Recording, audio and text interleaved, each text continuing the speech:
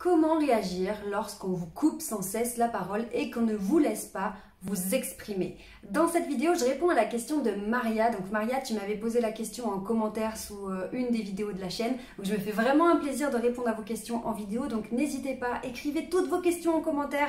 Et moi après, je vous fais des vidéos spécifiquement pour vous. Donc Maria, voici la vidéo spécialement pour toi sur ta question. Donc comment faire quand on nous coupe la parole?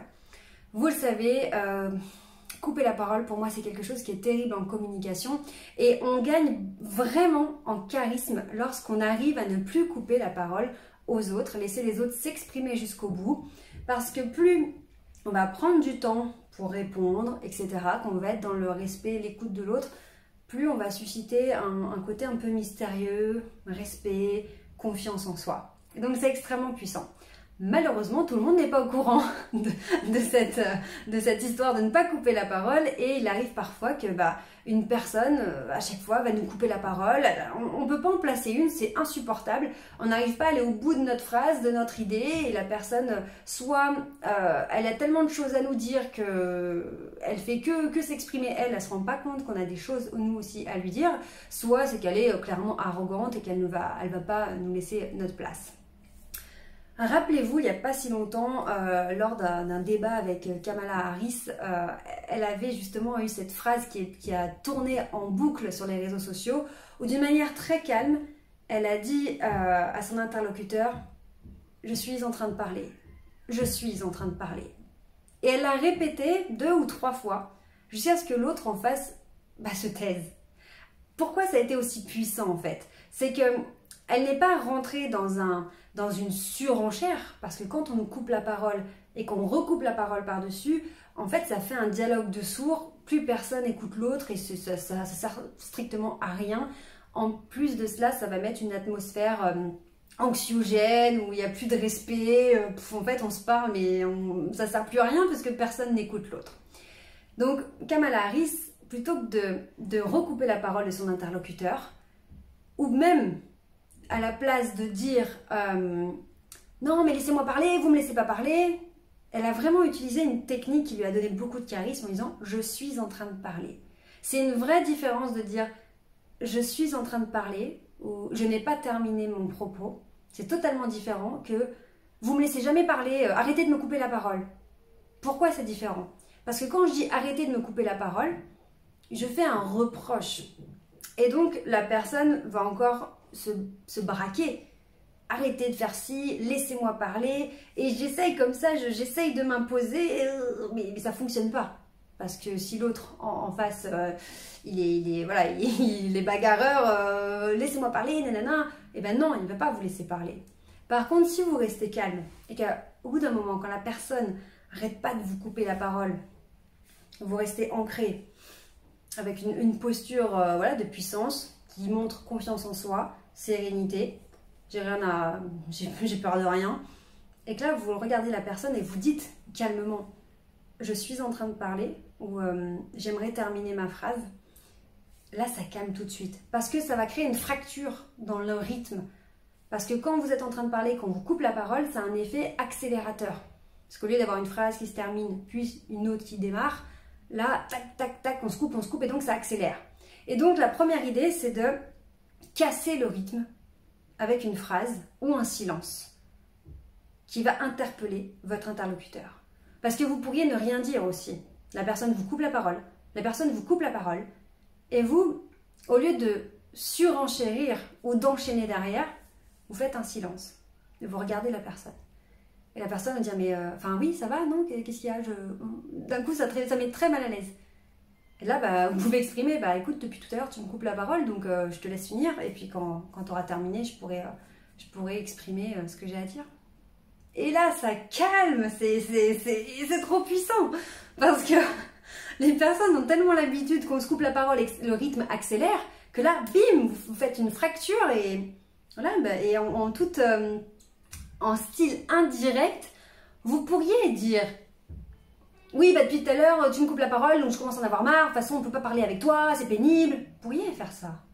Mais il y aura beaucoup moins d'impact que si vous faites ce fameux style indirect écoute, depuis tout à l'heure, tu me coupes la parole, je vois que tu as beaucoup de choses à dire, donc je te propose de terminer ce que tu as à me dire, et puis après, ce sera à mon tour, et j'aurai donc du temps pour t'exprimer ce que je pense à mon tour. Boum. Et là, qu'est-ce qu'on a? On a une personne qui est en place, une personne qui est ancrée, qui a confiance en elle, et surtout qui prend du recul sur la situation. Parce que nous, qu'est-ce qu'on fait? Tête dans le guidon, on veut dire ce qu'on a à dire, l'autre nous coupe la parole, ça nous énerve, donc on se fait submerger par nos émotions et donc on rentre dedans. Non mais laissez-moi parler, non mais je peux jamais en placer une avec vous, non mais écoutez, non mais... Ça mène à rien. Alors que si, boum, je prends du recul sur la situation, j'analyse. Attends, il est en train de me couper la parole. Ok, ça commence à m'énerver, je peux pas parler. Ok, il veut me couper la parole, je vais le laisser parler. Je vais attendre, je vais laisser un blanc. Ça va casser le rythme. Et là, il va se poser des questions. Il va se demander pourquoi je dis rien. Et là, calmement, on n'est pas obligé d'être énervé ou méchant. Hein, quand on dit, bah écoutez, vu que vous n'arrêtez pas de me couper la parole, non, on peut le dire même avec le sourire, c'est encore plus puissant. En mode détaché et serein, ça va encore plus déstabiliser l'interlocuteur. Parce que les personnes, quand elles vous coupent la parole et qu'elles commencent à être un petit peu comme ça, à vouloir prendre du terrain avec les dents qui rayent le plancher ou limite agressives ou à vous écraser, elles s'attendent à ce qu'en face, vous ayez peur, vous soyez stressé, vous soyez énervé, en tout cas que vous soyez dans des émotions similaires. Et quand vous arrivez à casser le rythme et à casser les émotions, ça déstabilise totalement la personne. Parce que la personne était dans son truc et d'un coup, enfin, qu'est-ce qui se passe? Et pfiou. Donc vraiment, c'est... Maria, tu vois, tu me posais cette question, comment je fais quand quelqu'un me coupe la parole? La meilleure des choses, c'est de prendre du recul, prendre conscience qu'on n'arrive pas à en placer une, et laisser la personne partir en vrille dans son rythme d'accélération, mettre un blanc, et soit en fonction de votre relation, soit le faire de manière très ferme, soit de manière avec, voilà, très soft, avec un sourire, pour que l'autre comprenne que oui, en fait, c'est n'importe quoi. Il vous manque de respect quand il vous coupe la parole, et que simplement, c'est pas un dialogue qui est constructif. C'est pas normal de faire ça. Donc, cassez le rythme et cassez l'émotion. Ne rentrez pas dans l'émotion attendue en face du stress, de l'énervement, etc. Restez de marbre, de loin. Encore une fois, quand on arrive à ne pas se faire submerger par l'émotion, on arrive à prendre le contrôle de notre comportement, de notre attitude. Et c'est comme ça, en fait, qu'on arrive beaucoup mieux à gérer les relations. Maria, tu me posais aussi la question dans ton commentaire, comment on fait aussi quand on ne nous donne pas la parole en réunion? Alors, ça dépend, je ne connais pas le contexte de ta situation, mais il y a différentes choses. La première chose, c'est de voir est-ce que vous prenez assez de place? Est-ce que vous êtes visible? Est-ce qu'on comprend que vous voulez prendre la parole? Parce que dans le langage non verbal, surtout que si on est plusieurs personnes, qu'il y a un groupe, pour peu qu'il y ait des personnalités fortes, vous pouvez facilement vous faire écraser. Et c'est pas que les gens ne veulent pas vous donner la parole, c'est simplement qu'ils s'imaginent même pas que vous avez quelque chose à dire à cause de votre langage non verbal. Donc vraiment, si j'ai un langage non verbal qui est assez fermé, un petit peu détourné, les personnes, même là, vous le voyez dans ma façon de me tenir, on ne se dit pas que vous avez quelque chose à dire. Donc, on ne vous voit pas en fait. Et on va interagir avec les personnes qui seront plus présentes, plus investies corporellement. Maintenant, si je suis comme ça et que d'un coup, il y a quelque chose qui me fait, tilt et que je veux dire quelque chose, je vais pouvoir le signaler, le faire comprendre corporellement. Comment je vais faire? Déjà, au niveau du buste, je vais me mettre dans l'axe de la personne donc, vraiment, qui va me donner la parole. Donc vraiment, je montre que mon intention, mon visage, mon buste, tout mon corps va être orienté vers mon objet d'intérêt. Donc ça peut être la personne qui gère la réunion par exemple. Donc je me mets dans la direction de la personne. Je vais m'ouvrir, je vais prendre plus de place dans l'espace et je vais m'avancer. Quand je m'avance, donc c'est la proxémie, à quel niveau je suis proche, la proximité. Quand je m'avance, je marque un intérêt. Vous voyez, quand je veux savoir quelque chose, je me rapproche. Ah oui, ça m'intéresse. Donc là, c'est pareil dans les relations. Si je m'éloigne, on voit que je suis désinvestie parce que je m'écarte de l'objet d'intérêt. Par contre, si d'un coup j'ai un intérêt, je vais m'avancer. Donc, pour qu'on me donne la parole, il faut déjà que corporellement, au niveau visuel, j'envoie des signaux inconscients, mais comme dans le domaine, comme dans le monde animalier, hein, on reconnaît le leader, etc. Dans les animaux, tout se sent par la posture, etc. Là, c'est pareil. En réunion, je vais prendre ma place, posture ancrée, ouverte. Je prends de la place sur le bureau, etc. Je m'étale plutôt que d'être toute petite et de ne pas prendre de place dans l'espace. Je m'étale, ancrée, dans la direction de la personne que je veux attirer. Et je m'avance pour marquer mon intérêt. Si vraiment la personne ne voit pas que je veux parler, je vais faire des gestes. Pensez aux journalistes quand ils veulent interrompre un invité, ils vont faire comme ça. Ils vont comme ça, jusqu'à ce que la personne s'arrête de parler et qu'elle finisse sa réponse à la question. Donc ça va être aussi un jeu d'expression du visage.